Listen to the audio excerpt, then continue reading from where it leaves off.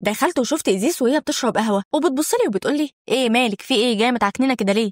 قلت لها وانا بقعد جنبها بعصبية شهرتك وصلت لآخر الحتة وقريب هتنتشر في المدينة كلها. قالت وهي بتضحك مين بقى المرة دي؟ فأنا قلت لها مدام بيلا يا اختي. فقالت لي يا اختي دي أكتر زبونة مقرفة. قلت لها عندك حق والله مقرفة قوي ورزلة. فقالت لي دي سألتني أكتر من 10 مرات عن مستقبل جواز ابنها. فقلت لها قالت لي إنها معجبة بيكي وفاكراني بنتك وعايزاني كمان أصاحب ابنها. فإزيس قالت ها ما لقيتيش شغل لسه لحد دلوقتي برضه؟ فقلت لها لا لسه والله. وبعدين فكرت أكتر وقلت لقيت شغل بس هو مش شريف خالص. فقالت لي ايه هو؟ فقلت لها بتقل مغنية ورقصة في القهوة بتاعت ابنها. فإزيس قالت وهي بتشهق ايه انتي بتهزري؟ فقلت لها بحزن حياتي اتدمرت خلاص. فقالت لي لا يا هنا انا كصاحبة مامتك همنعك بس الوضع بيحتم على كده. فقلت لها قصدك ايه؟ قالت لي لازم تشتغلي هناك وما تضيعيش الفرصة ظروفنا صعبة ومش معايا فلوس ليكي ولا حتى ليا. فقلت لها وانا موافقة خلاص ماشي نجرب. في اليوم اللي بعده رحت للقهوة وانا متضايقة جدا. شفت عمال بيشتغلوا عند باب القهوة استغربت بس ما اهتمتش. ولما دخلت استقبلتني ست تانية غير مدام بيلا وودتني على أوضة مدير القهوة بسرعة. دخلت الأوضة معاها وقعدت على كرسي كان قدام مكتب شيك وهو كان قاعد على الكرسي. الست دي استأذنت وخرجت وقفلت الباب وراها. فقلت لسامي انا هقبل بالشغل اللي عرضته عليا. فقال لي وهو بيضحك فاتتك الفرصة يا حلوة عندنا دلوقتي واحدة كفؤ أكتر منك. فقلت له وانا بحاول أتملك نفسي أتمنى إنك تقبل طلبي. فقال لي خلاص هقبلك بس عندنا شرط واحد. قلت له بقلق ايه هو؟ قال لي احنا بنعمل اصلاحات علشان المكان ده يبقى اوسع بس قريب هنحوله لحاجه زي الكازينو. قلت له بتردد قصدي ما عنديش مانع انت عارف كده. قال لي وهو بيبتسم بقذاره كويس هيبقى عندك شريكه في الرقص والغنى هتلاقيها في الاوضه اللي ورا المسرح ده مكان شغلك وشغلها هي كمان. فقلت له خلاص ماشي. طلعت من اوضته ورحت ناحيه الاوضه اللي ورا المسرح. دخلتها علشان الاقي فيها بنت شبه يارا بالظبط. يا لهوي ليها نفس الشعر الرصاصي ونفس لون البشره والملامح بس كانت مشغوله بتحط ميك اب ولابسه فستان سهره جميل قوي لونه رمادي. قلت لها انتي مين؟ بصت لي وهي مصدومه وقالت هنا وراحت ناحيتي وقالت لي هنا هو انتي هنا؟ قلت لها بعصبيه حازم كان بيحاول يتكلم معاكي من 3 شهور لحد دلوقتي انتي ليه بتعملي كده؟ بتشتغلي قريبه مننا وبتتجاهلينا كمان. فقالت انا بكلمه على فكره. قلت لها ايه؟ حازم ما قاليش الكلام ده قبل كده. قالت لي علشان انا لسه مكلماه من امبارح. قلت لها انت هترقصي معايا على المسرح؟ قالت لي بس انت باللبس ده مش مستعده خالص. مسكت ايدي وحطت لي شويه ميك اب واختارت لي فستان جذاب لونه بامبي لبسته بسرعه علشان نطلع للمسرح. فقلت بخوف يارا انا ما اعرفش اللي هغنيه ولا اللي هرقصه حتى انا هرقص ازاي؟ قالت لي وهي بتضحك اول ما تسمعي اللي هشغلهولك هترقصي حتى من غير ما تفكري دي حاجه كده زي السحر. وطلعنا للجمهور المتحمس وبدات يارا انها تغني شويه بشويه لحد ما لقيت نفسي بغني معاها بشكل كويس جدا كاني عارفه الاغنيه. بدانا نرقص انا وهي كل حاجه كانت عباره عن سحر بتستخدمه يارا وانا كنت مصدومه. شفت بين كل الزباين اللي قاعدين على الترابيزات شاب كان قاعد على ترابيزه لوحده ومش مهتم برقصنا كان بس بيشرب حاجه ما عرفتهاش. وانا بغني وبرقص شفت يارا وهي بتبص للراجل ده بنظرات غريبه كانت قلقانه ومتردده. قلت لها بهمس هو في ايه الدنيا؟ قالت لي العيش يا هلا. خلصنا الرقصه المجنونه دي علشان اشوف ان كل الجمهور متفاعل معانا وشفت رجاله كتير بيتلموا حوالين يارا وبيحاولوا يكلموها كانوا بيكتبوا ارقامهم على فستانها كمان. شفت نظره غريبه في وش يارا اللي سابت كل الرجاله دول وراحت للشاب ده وقفت قدامه وهي بتبص له بغرابه. ما اهتمتش بده كتير. انا عارفه ان يارا بتحب تعمل علاقات كتير مع الرجاله الهبله اللي بيصدقوا انها جميله وساحره بس ما يعرفوش حقيقتها انها مجرد قرينه. هنا نزلت من على المسرح علشان اشوف اني لوحدي وما كانش ليا اي جمهور. بصراحه ده كان مريح جدا بالنسبه لي. احسن مش عايزه ازعاج من حد ولا عايزه حد يعاكسني. شفت قدامي سامي فقلت له باستغراب انت ايه اللي جابك هنا؟ فقال لي وهو بيبص لي بنظرات قذره كنت عايزه اشوفك وانت بترقصي انت جذابه جدا بالنسبه لي على فكره. فقلت له شكرا ميرسي. سبته وانا حاسه بقرف ورحت ناحيه الاوضه اللي ورا المسرح علشان اشوف ورقه محطوطه على هدومي اللي كنت لابساها. الورقه كان مكتوب عليها من يارا لهنا الجميله انت ساحره وجميله بس انا بغير منك حطي الصبغه دي عليكي هتكوني جميله بيها. خدت الصبغه دي علشان اشوف انها صبغه بلون اشقر يعني اصفر يعني ايه ده انا ما بحبش اللون ده. خدتها ورحت ناحيه باب الاوضه علشان اشوف يارا وهي بتبص لي وبتقول لي انت مش هتستخدمي دي. فقلت لها قصدك الصبغه؟ لا انا ما بحبش لونها. يارا خدتني علشان تصبغ لي شعري بيها علشان اشوف نفسي في المرايه بنت بشعر اصفر تماما. قلت لها بتقل هي دي انا؟ ضحكت يارا وهي بتمسك شعرها الرصاصي وبتقول لازم تحبي شعرك علشان الكل يحبك. فقلت لها بانكار انا ما بهتمش بحبهم ليا على فكره. فيارا قالت لي بس مجرد تغيير يا هنا حاجه تغيريها وخلاص علشان تكوني البنت ام شعر اصفر. فقلت لها باي يا يارا خلاص مستعجله شكرا. خرجت من الأوضة ورحت ناحية صالة الزباين علشان أشوف منها المسرح وأتخيل نفسي وأنا كنت برقص عليه. فقلت جوه دماغي أنا آسفة يا حازم، أنا آسفة إني اشتغلت الشغلانة دي. شفت في نفس الوقت الشاب اللي كان قاعد لوحده على الترابيزة اللي كانت يارا زي ما بان لي يعني إنها بتحبه أو على علاقة معاه. وبعدين شفت بعدها جرسون وشه كان مألوف جدا بالنسبة لي بيخدم الزباين. ما اهتمتش بيه كتير وطلعت من القهوة علشان أرجع للبيت علشان أشوف إن إيزيس نايمة وحازم لسه مرجعش من شغله لحد دلوقتي. كان وقت العشاء، فضلت استناه لحد ما رجع علشان استقبله. أول ما دخل وأنا لابسة طاقية علشان أخبي بيها صبغة شعري، دخل وهو بيتجاهل استقبالي ليه وراح قعد على الكنبة وكان باين عليه إنه قلقان ومتوتر. قعدت جنبه وأنا ما بتكلمش لحد ما فاق وهو بيبص لي وبيقول لي أنت ليه لابسة الطاقية دي؟ يعني شكلي غريب بيها جدا. فقلت له عادي تغيير. فقال لي وهو بيبص لي وعينيه بتتكلم بداله. فقلت له باستغراب هو ايه اللي بيحصل يا حازم، في ايه؟ قال لي هو متوتر، لو ما كنتش غلطان انا شفت يوسف في مكان. قلت له ايه يوسف؟ قصدك اخويا يوسف؟ قال لي وهو قلقان في حاجه مخبيها عننا. قلت له انا عندي تأنيب ضمير، انا كمان مخبيه حاجه بصراحه وعايزه اقولها لك. فقال لي وهو بيبص لي كاني عارف اللي هقوله، ايه الموضوع قولي. فقلت له انا بقيت اشتغل رقاصه مغنيه في قهوه. فقال لي وهو بيبص لي بجديه اسم القهوه اللي بتشتغلي فيها ايه؟ فقلت له انت مالك ده شغلي. فقال لي وهو متعصب قولي لي دلوقتي. فقلت له وانا بحاول اتهرب من اني اقول اسم القهوه وشالها من على شعري علشان يشوف ان شعري بقى لونه اصفر. قهوه مدام بيلا اللي في اخر الشارع صح؟ فقلت له وانا بنزل راسي للارض قال لي وهو بيتنهد انا كمان بشتغل هناك. بصيت له بعينين مرتبكه ومتفاجئه وقلت له ايه تشتغل هناك؟ قال لي وهو بيتنهد انا شفتك وانت بتغني وبترقصي انت ويارا، بس كل حاجه كأني كان متخطط لها. قلت له قصدك ايه؟ قال لي هتاكد من اللي في دماغي بكره. فقلت له اللي كنت عايز تقوله هو انك شفت يوسف؟ شفت يوسف في القهوه؟ انت بتشتغل هناك جرسون صح؟ انا شفتك. قال لي وهو بيبص لي بصدمه وهو بيبتسم يعني عرفتيني زي ما انا عرفتك. فقلت له يوسف كان قاعد على ترابيزه لوحده، بس كانت يارا قبل ما اعرف ان يوسف بتقولي انه حبيبها. فحازم قال لي ما تثقيش فيها كتير علشان هي حربوقه. فقلت له بتردد بس هي بتعاملني كويس. فقال لي ده اسلوبها على طول، بتبقى كويسه في الاول وبعد كده تخونك. وانت بقى اسم الرئيس بتاعك ايه؟ قلت له اسمه سامي. قال لي وهو بيضرب على الترابيزه بعصبيه خلي بالك منه ده قرين. سابني ودخل اوضته. بقيت احاول افهم الموضوع بس كنت بفكر كتير لحد ما اليوم التاني جه. ما قلتش لايزيس اني عارفه حاجه عن ابنها، انا بس ما كنتش عايزاها تقلق عليه. طلعت انا وحازم من البيت في اليوم اللي بعده ورحنا للشغل كل واحد رايح في حاله علشان ما حدش يشك فينا. دخلت المكان علشان اشوف نفس الست اللي دايما بتستقبلني. فقلت لها انا مش جديده دلوقتي يا انس على المكان ده وعموما شكرا. فقالت لي وهي على وشها نظرات غريبه اسفه. رحت ناحيه الاوضه اللي ورا المسرح علشان كانت القهوه فاضيه خالص. دخلت علشان الاقي يارا وهي بتعيط لوحدها. دخلت عليها وانا بقول لها ايه يا يارا في ايه مالك بتعيطي ليه؟ رفعت وشها ليا وقفت وراحت ناحيه باب الاوضه علشان تعدي وهي بتخبط في كتفي جامد وتخرج من الاوضه. افتكرت انها مجرد صدفه خبطتني بالصدفه يعني مش قصدها. بالليل ده بقى ميعاد شغلي الرسمي علشان كده جهزت المره دي وطلعت على المسرح علشان اغني. بس كنت لوحدي المره دي، كنت قلقانه ومش واثقه بس اعتقد ان المسرح مسحور. من ساعة ما وقفت عليه بدأت أغني وأنا برقص باحتراف، دي مش عادتي أبدا. حسيت إن جسمي بيرقص لوحده. خلصت أدائي علشان أشوف إن كل الحاضرين موجودين ومسحورين بشدة أدائي. شفت إن الشاب اللي قال عليه حازم إن هو يوسف بيبصلي. عرفت وقتها إن هو فعلا ملامحه ما اتغيرتش أبدا. بعدها نزلت من المسرح علشان أدخل الأوضة اللي ورا المسرح. كنت فيها لوحدي وما شفتش يارا فيها. حسيت بإني مرتاحة شوية علشان هي دايما كانت بتخليني أحس بإني قلقانة ومرتبكة. بصيت ناحية مراية التسريحة الكبيرة علشان أشوف إني ساحرة بجد، أنا جميلة قوي. أعتقد إن جمالي بيزيد يوم عن يوم، دي مش حاجة كويسة قد ما هي مخيفة بالنسبة لي. دخل عليا حازم بسرعة وهو بيشاور لي إني أقرب منه. رحت ناحيته علشان ياخدني ناحية الحيطة وبيقول لي ما تتفاجئيش أنا عملت كده علشان محدش يسمعنا. قلت له وأنا قلقانة هو في إيه الموضوع؟ قال لي وهو بيتنهد أنا شفت عاصف شغال في مطبخ القهوة، في حاجة غريبة في المكان ده. فقلت له أنا كمان شايفة كده، المسرح ده أنا متأكدة إنه مسحور. فحازم قال لي إزاي يعني إزاي ده؟ فقلت له أنا مش كويسة لا في الغنى ولا في الرقص وما جهزتش حاجة أرقصها أو أغنيها أصلا، بس أنا لما بطلع عليه ببقى فنانة.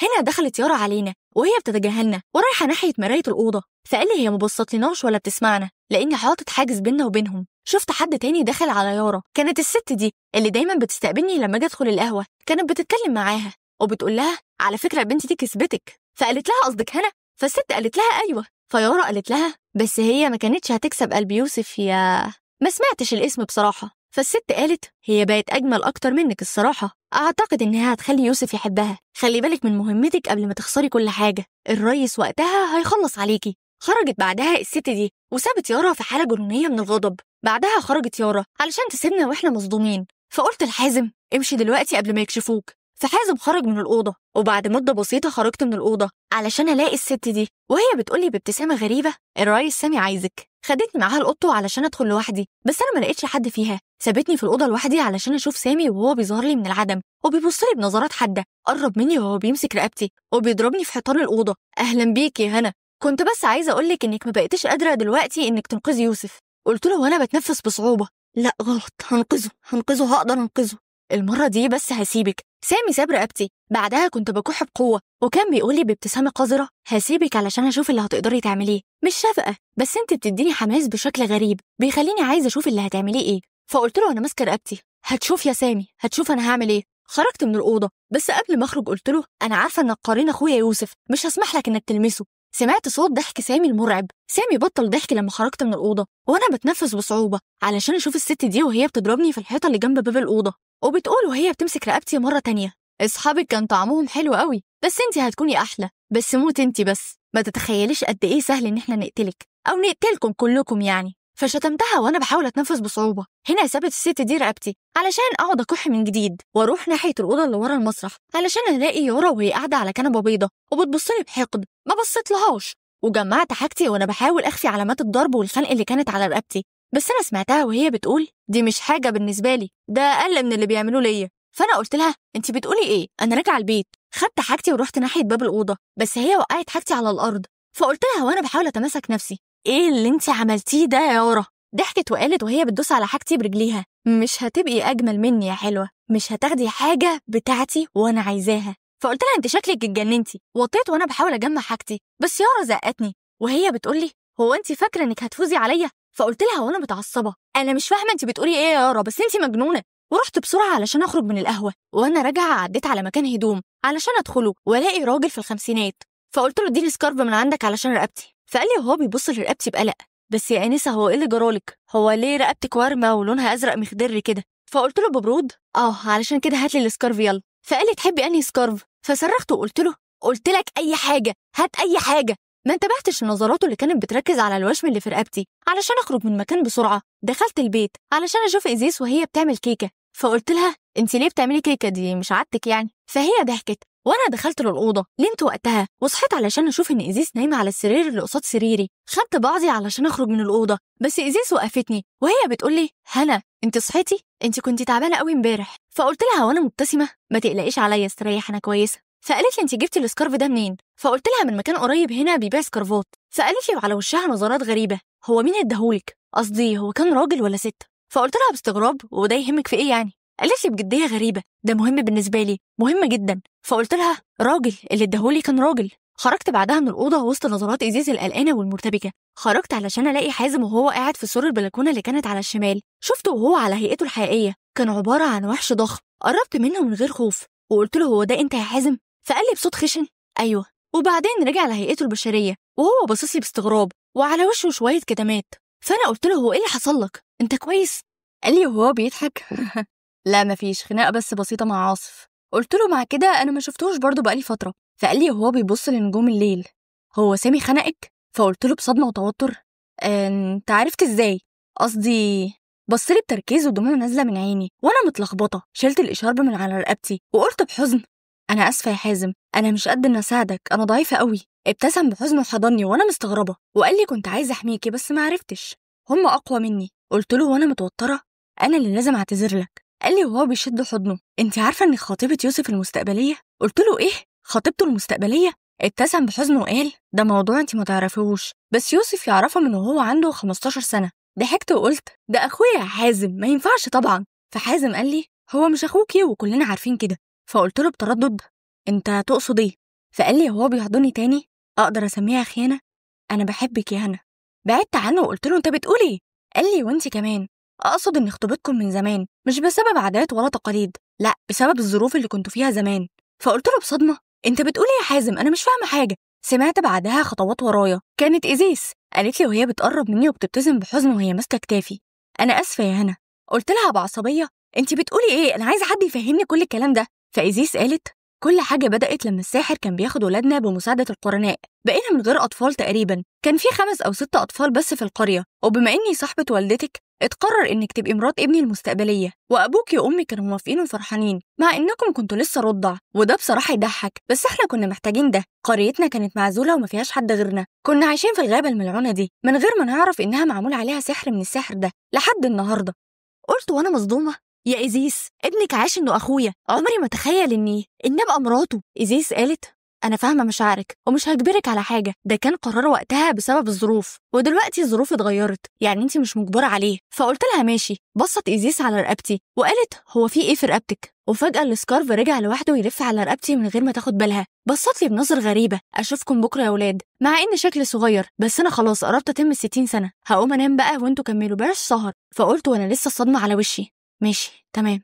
إيزيس راحت للأوضة وقالت وهي ماشية انت محتاجة وقت يا هنا بس هتعدي. فقلت له انت كنت بتقول ايه بقى من شوية؟ فقال لي تقصدي ايه؟ قلت له انا متضايقة خلاص انا داخلة انام وانت كمان ارتاح. فقال لي النوم للبشر. ضحكت وقلت اشوفك بكره يا حازم. صحيت الصبح فضلت في البيت لحد ما الليل جه، رحت على القهوه اللي انا اصلا بكرهها، لقيت المكان فاضي ولا زبون ولا عامل حتى، اتخضيت جدا. مشيت لجوه وانا بنادي يا يارا يا حازم فينكو. فجاه النور اتطفى وطلع صوت غنى ناعم وجميل من المسرح. قلت بخوف يارا هو دي انتي؟ وفجاه ضحكتها عليت، كانت بتضحك ضحكه عاليه ومرعبه لدرجه انها قفلت وداني. شفت ظل كبير بيغطي على نور الشارع اللي كان داخل، وسمعت صوت همسه مرعبه عايزه تلاقي يوسف دلوقتي؟ صرخت بغضب هلاقيه يا يارا هلاقيه. وفجأة لقيت نفسي تاني في الغابة المظلمة، نفس الحتة اللي كنت فيها مع أصحابي زمان، وظهرت قدامي الست المخيفة اللي شفتها زمان، وقالت وهي بتقرب مني يا هنا أنا كلت أصحابك كلهم وجي دورك دلوقتي. وبدأت تتحول لشكل بشري، قربت مني ولمست شعري وقالت شعرك ده كان سحر، يارا هي اللي عملتهولك. قلت لها انت تقصدي ايه؟ وفجأة ظهرت يارا نفسها جنبها وقالت انت مسحورة دلوقتي، اصل الصبغه اللي حطيتيها مش صبغه، ده كان سحر بيخلي اللي يشوفك ينبهر بيكي، بس هو في الحقيقه بيضعف قوتك. قلت لها وانا بغيظها تمام بس خلاني احلى يا غبيه، ومش هتقدري تاخدي يوسف مني. يارا ضحكت ضحكه مرعبه وفضلت ترقص وسط الضلمه بجنون، وبعدها قربت وقالت هنا هرجعلك صحابك اللي كلتهم بس لازم تضحي بروحك. قلت لها لا انت اللي هتموتي. يارا قربت وهي بتعيط ليه محدش فاهم مشاعري؟ انا بحبه، انا مجنونه بيه. قلت لها انا فاهمه بس انت فاكره انك هتاخديه بالعافيه؟ حتى لو خربتي الدنيا كلها علشان تاخديه برضه هتموتي ومش هتاخديه ومش هرحمك. صرخت يارا فجاه ووشها رجع لوحش ضخم. قبل ما تهجم عليا ظهر وحش ضخم تاني حوريه وهجمت يارا وقطعتها الاشلاء. حازم قتل حوريه بس يارا اختفت. الوحش ده التفت ليا وبصلي قرب مني علشان يرجع لهيئه حازم وهو مبتسم لي. قلت بتردد هو انت حازم بجد؟ قال لي هو بيبتسم لي عايزانا نروح نتمشى شويه. قلت له ايه دلوقتي؟ هو انت قتلت حوريه؟ قال لي ايوه. فقلت له انت ما قتلتش يارا. قال لي وليه بتقولي كده دلوقتي؟ هي هربت ولو كانت هنا كنت قتلتها من غير تردد، دي متعاهده مع القرناء علشان يقتلوكي، انت مجنونه علشان تحسي باي حزن عليها او على حياتها. قلت له وانا زعلانه شويه بس هي قالت انها بتحب يوسف. هي ما بتعملش كده، دي حاولت تقتل يوسف اكتر من مره لولا اننا انقذناه. قلت له طب خدني معاك طيب. حسيت اني بطير في لحظات بين السحاب علشان اشوف القمر وهو بينور كل مكان. قلت له انا ما اعرفش امتى وليه انا هنا دلوقتي، حاسه اني لسه غرقانه في نفس الحلم. ضحك حازم وقال لي انت مش بتحلمي، دي بس حقيقه قاسيه شويه. قلت وانا بحضن ظهر حازم الواسع الضخم ليه لسه مصمم على انك تنقذ يوسف؟ ما اظنش انه مجرد اخلاص ليه صح؟ قال لي هو بيضحك ما بقاش مجرد إخلاص الصراحة، ممكن نقول إنه إحساس بالذنب. فقلت له ليه؟ فقال لي علشان أنا كنت من ضمن القرناء بس أنا انضميت لمجموعة يوسف علشان أمي كانت عايزاني فيها وكانت واثقة فيا. قال لي ما كنتش أعرف السبب بس في يوم من الأيام مجموعة القرناء هددتني إني أقتل يوسف وأنا حاولت أعمل كده في الوقت اللي كان فيه عاصف مخلص ليه جدا. أنا بس حاولت أقتله بس عاصف كشف سري وطبعا أخدت منه ضرب جامد، بس أنا كمان في المقابل بقيت خاين. رجعت لمجموعة القرناء علشان يخلوني خاين ليهم هم كمان لأني ما قتلتش يوسف، يعني بقيت خاين لده وخاين لده. بس في النهاية يوسف أصر إن هو ينقذني وعاصف ساعده. فقلت له انت باين عليك مليان قصص واسرار مخبيها. قال لي مع اني كنت خاين الا انه انقذني، ودي حاجه حسستني بالذنب وان انا عايزه ارد الجميل. يارا ما كانتش هتقدر ترجع اصحابك من الموت ابدا. فقلت انا عارفه ده كويس. فقال لي احنا محبوسين في ارض وسط الغابه دي، هنخرج منها لو لقينا يوسف، قصدي لو قدرنا نحبس القرين بتاعه. قلت له طب اقتل القرين بتاعه خلاص. قال لي ما ينفعش، قتل قرينه يعني قتله هو، لان الانسان لما بيموت قرينه بيموت معاه. قلت له وانا بفكر هو ده معناه ان قريني لسه عايش؟ قال لي ايوه. قلت له اتمنى اني الاقيه. قال لي هو بيضحك انت مجنونه، مش هيفكر في اي حاجه لو شافك غير انه يقتلك. انا هديكي ليه هديه. قلت له مين؟ قصدك ايه؟ قال لي زي ما قلت لك بالظبط. قلت له هو انت تقصد بخصوص حبك ليا؟ قال لي انا معجب بيكي قوي، بس انا هخليكي عروسه يوسف. قلت له وانا بضحك: مش انت اللي تقرر مين هيكون جوزي، انا اللي اعمل كده. قال لي وهو بيضحك: بس ده كنوع من انواع الرد الجميل يعني. قلت له: انت باين عليك مخلص جدا. شفت بعدها شعاع غريب جاي ناحيتنا علشان يضرب حازم، لحد ما وقعت من على ظهره على الارض واغمى عليا. اتاخر الوقت بالليل وحازم وهنا ما رجعوش البيت، فحست إيزيس بقلق شديد، فخرجت من بيتها علشان تروح ناحيه القهوه اللي كانت هنا بتشتغل فيها. دخلته علشان تشوف إنه قهوة مهجورة ما فيهاش أي حد، مجرد أرضية فاضية. طلعت من القهوة علشان تشوف ورقة كبيرة بتغطي لوحة القهوة مكتوب عليها أرض للبيع. حست إيزيس برعب شديد، قررت ترجع للبيت، بس هي لمحت محل اللبس اللي هنا حكت لها عنه. دخلت وانصدمت لما شافت وش البياع وهي بتبصله بتردد وبتقول: سمير، هو ده أنت؟ بصلها بصدمة وقال: إيزيس. ردت وهي عينيها بتدمع وبتقرب منه: حورية فين؟ قال وهو صوته مليان وجع: ماتت قبلي. حضنته إيزيس بحرارة وقالت له وهي بتعيط: ما كانش عندي فكرة إنك لسه عايش، كنت فاكرة إنها عايشة. ياه، قد إيه وحشاني. العمر بيشيل كل حاجة يا إيزيس. قالت وهي بتبكي: أيوة، كله نصيب كله نصيب. وقالت: أنت اديت البنت دي سكارف أمها صح؟ عرفتها من الوشم اللي في رقبتها، بقت شبه أمها قوي. وبعدها قال وهو مستغرب: وبعدين شبابك ده؟ ورت إيزيس الوشم اللي في رقبتها وقالت: ده بسبب العلامة دي. أنا مش فاهم حاجة، هو في إيه؟ إيزيس قالت: عارفة وجعك ووحشتك ليها، بس هنا بنتك ويوسف يبقى ابني، الاتنين دلوقتي محجوزين في غابة القرناء. وسعت عيون سامي من القلق وقال: ما كانش لازم نروح للسحر من أصله يا إيزيس. قالت وهي بتمسح دموعها: وأنا ندمانة، بس مش هبطل لحد ما أرجع ابني يوسف. وأنت هترقص بنتك هنا صح؟ قال وهو ثابت: أكيد لازم، أنا مش هخسرها زي ما خسرت أمها. إيزيس قالت: فاكر الكتاب اللي نقدر نحبس بيه القرناء جوه البير اللي في نص الغابة؟ مكانه مكتوب من حاجات حورية، هي قالت لي الكلام ده من زمان بس ما عرفناش نستخدمه. سامي قال: أيوة، لقيت ورقة فيها عنوان مكان وسط حاجات حورية لأهل القرية ادوها لي بعد موتها. إيزيس قالت: واضح إن القرناء سرقوا الكتاب منها. فسامي قال وهو متوجع: أهل القرية قالوا لي زمان إنهم قتلوها بطريقة بشعة علشان ياخدوا الكتاب بالقوة. إيزيس قالت وهي متعصبة: قريب السحر هيقلب على الساحر. فجأة صحيت، لقيت نفسي مرمية على الأرض، جسمي كله مجروح وبيوجعني. بصيت جنبي لقيت يوسف مرمي هو كمان، وكل جسمه متقطع وبيئن أكتر مني. قدامنا شجرة ضخمة وفيها فتحة فيها راجل عجوز قاعد جواها ساكت وبيراقب. كل ما أحاول أتحرك جسمي يولع من الألم. يوسف كان بيتلوى من كتر الوجع وأنا كنت معاه. سمعت صوت خشن فوق راسي بيقول: أهو قدامك آخر طفلين من ولاد القرية، إحنا كده عند وعدنا. العجوز ضحك بصوت مخيف وقال: ما كنتش متوقع ولائكم يوصل لكده، بس شكرا ليكم، كملتولي انتقامي. الصوت الخشن قال: احنا اتفقنا وانت لازم توفي. العجوز ضحك وقال: هتاخد اللي انت عايزه، بس بعد ما اشوفك بتقطع الاتنين دول قدامي. الصوت الخشن ضحك وقال: انت واخد الموضوع ببساطة قوي. كنت حاسة بجسمي بيتفجر من كتر الوجع، وفجأة سمعنا صوت قوي، أصوات غريبة، وشفت الراجل العجوز مرعوب وبقى متعصب وقلقان. أغمى عليا، وبعد فترة لقيت نفسي في مكان شبه كهف، ويوسف كان جنبي مغمى عليه هو كمان. وبصيت لقيت حازم واقف وقال لي: ارتاحي لحد ما جروحك تلم. قلت له وقلبي واقع: يوسف اخويا هو كويس؟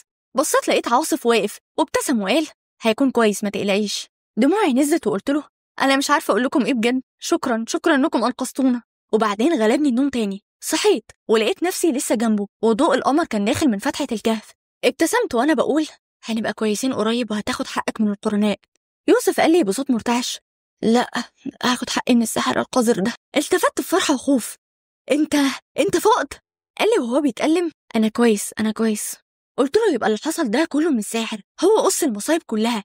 يوسف دمع وقال: شفت اخر ولاد قريتنا هما بيموتوا قدامي، ما كانوش اطفال، كانوا اكبر مننا بشويه، بس المنظر كان صعب، قطعوهم حتت، كانوا بينادوا عليا باسمي خايفين، وانا ما قدرتش اعمل لهم حاجه.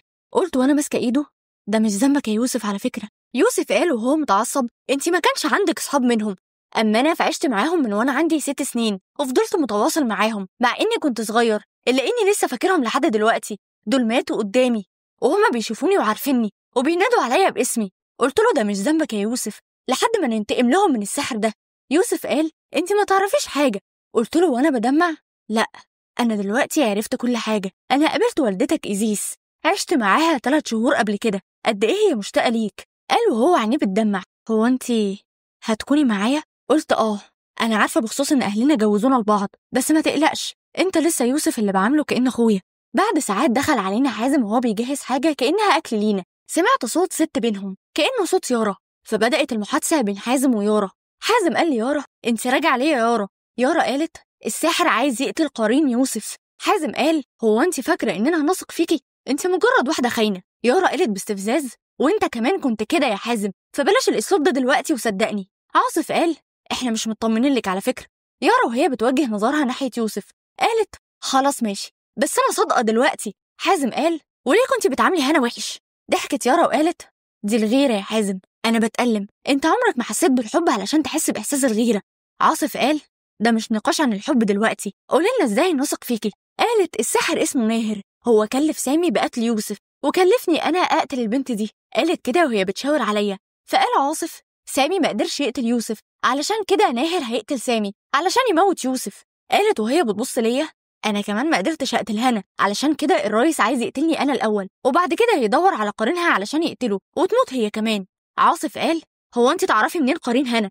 ضحكت يارا وقالت بنظرات غريبه لازم تنقذوني منه علشان اقول لكم. هنا وافق عاصف وحازم على حمايتها من الساحر بشرط انها تنسى موضوع قتلي وتسعى لحمايتي انا ويوسف، وهي وافقت على ده. إيزيس قدرت تلاقي الورقه اللي فيها عنوان الكتاب بمساعده سمير والد هنا. سمير قال باستغراب وازاي هنلاقي غابه القرناء دي؟ إيزيس قالت ده مكانهم الاصلي، حاجه زي بلدهم يعني. سمير قال اكيد بعيده والوصول ليها صعب. ابتسمت إيزيس وقالت هو انت هتروح معايا هناك لو استخدمت سحري؟ صحيت وانا مش شايفه ولا سامعه صوت حد، شفت يوسف بس وهو تعبان جنبي، كنت بشوف بسبب نور القمر اللي داخل جوه الكهف، بس ما كنتش بشوف اي حاجه جوه الكهف. فضلت ساكته بفكر لحد ما سمعت صوت يارا جاي من جوه الكهف وهي بتقرب ناحيتنا. شفتها بهيئتها البشريه اللي بشعرها رصاصي الطويل قاعده قريبه مننا شويه وبتقول انا ما اقدرش اخسره، بس ممكن اخسره في اي وقت. قلت لها علشان كده احنا محتاجينك يا يارا.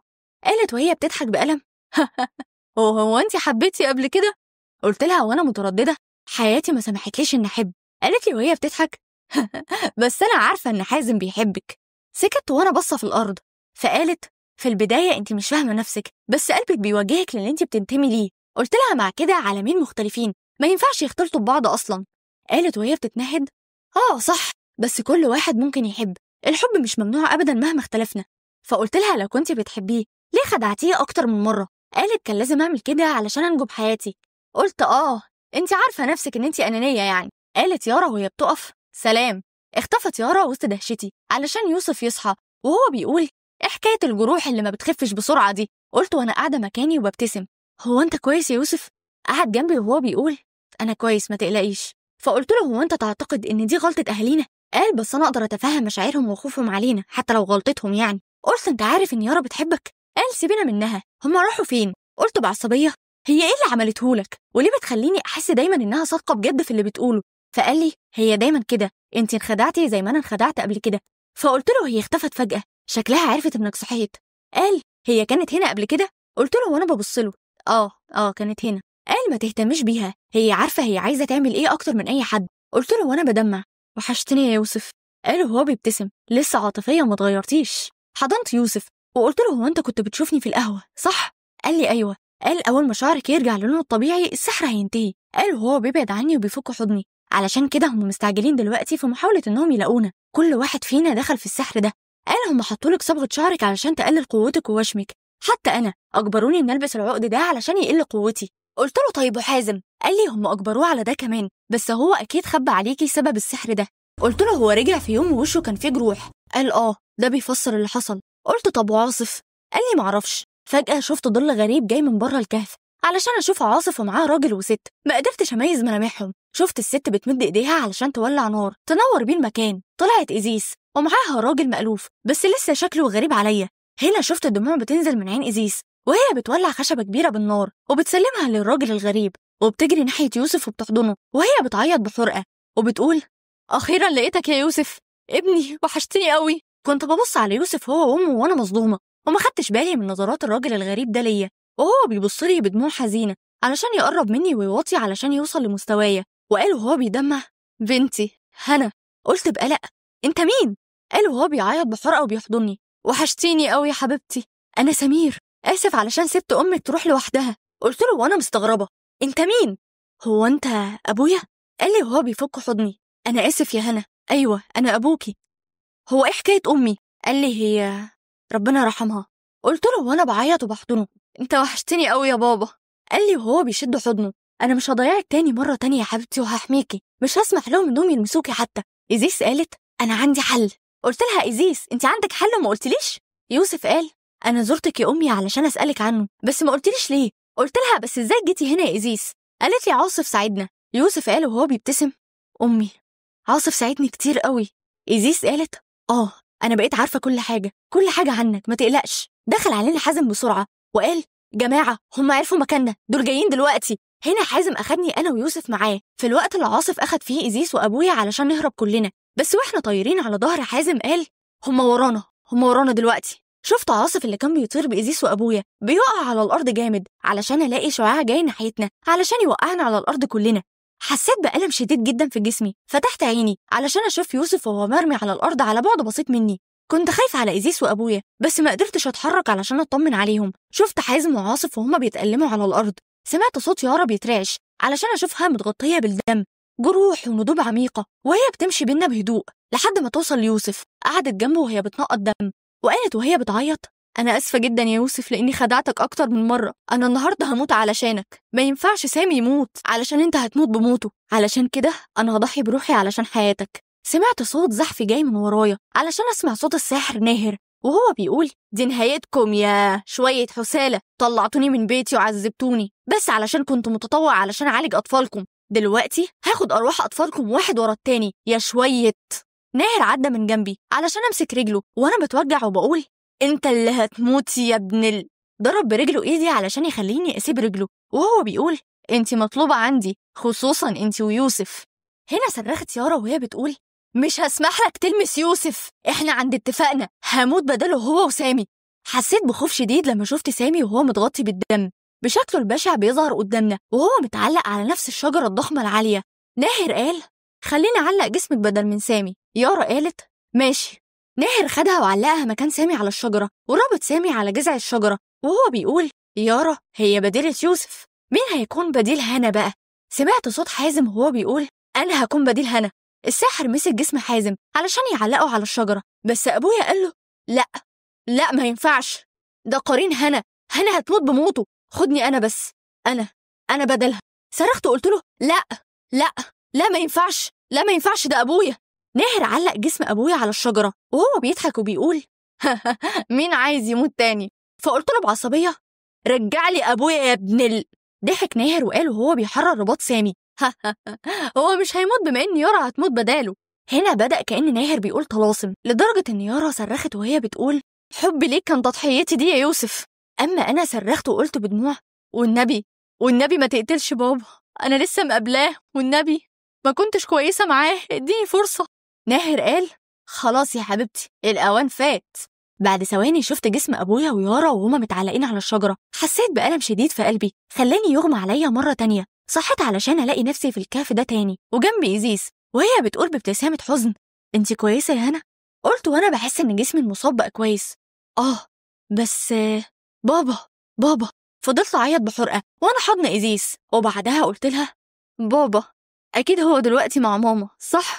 إيزيس قالت يا ريت، مع إن أمي كانت ساحرة والساحرات كلهم في جهنم. فأنا سكت. قالت ومع ذلك لما أغمى عليكي عاصف وحازم قتلوا ناهر بشكل بشع.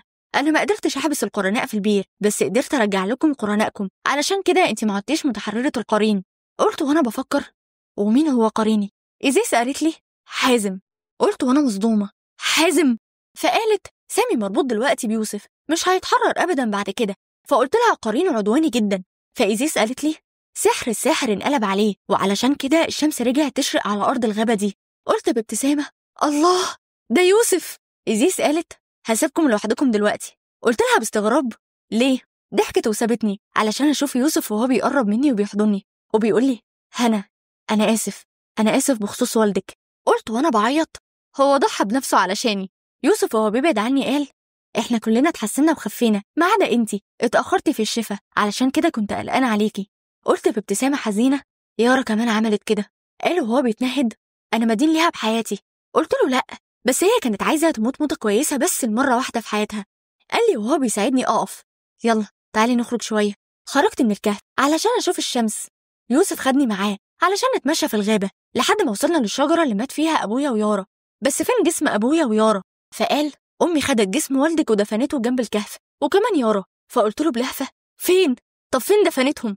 يوسف خدني ناحية قبر أبويا علشان أفضل عنده، وأنا بقول بمشاعر مختلطة ودموع نازلة: انت عملت كل حاجة علشان انت أبويا الحقيقي. أنا بحبك. شكرا. يوسف وقف عند قبر يارا وهو بيقول: باين عليكي مبسوطة جدا يا يارا دلوقتي. شكرا إنك عملتي كده علشاني، أنا ممتن ليكي بحياتي. ارتاحي في قبرك. خدني بعدها يوسف نرجع للكهف علشان عاصف وإيزيس ياخدونا ونرجع للبيت. أكيد كنت أقصد القرية الصغيرة اللي بقت دلوقتي حلوة وكويسة. إيزيس كانت مشهورة هناك، بس هي رفضت تكمل شغلها كعرافة وساحرة علشان تعتزل المهنة دي خالص وتسيبها. فضلنا في نفس البيت ده، وبعد شهرين من الحادثة دي كنت قاعدة مع إيزيس على الكنبة اللي في نص الصالة وبقول لها: هو إيه اللي حصل لحازم؟ فإيزيس قالت: هو مربوط بيكي دلوقتي.